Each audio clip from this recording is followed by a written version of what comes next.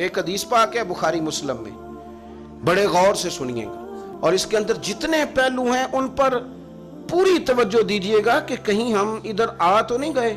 रसूल पाक सल्लल्लाहु अलैहि वसल्लम ना हमारे लिए सबसे बड़े हकीम है, सबसे ज्यादा हिकमत हुजूर ने हमें बतलाई है कि इस रास्ते चलोगे तो बचोगे, इस रास्ते जाओगे तो हलाक हो जाओगे। नबी करीम अलैहिस्सलाम ने फरमाया, बुखारी मुस्लिम है, फरमाया 7 हलाक करने वाली चीजों से बचना, अगर इनमें तुम चले गए तो हलाक हो जाओगे। 7 चीजें हैं जो तुम्हें हलाक कर देंगी, बर्बाद हो जाओगे, तबाह हो जाओगे, हलाकत का सफर है ये। 7 चीजों से बचो।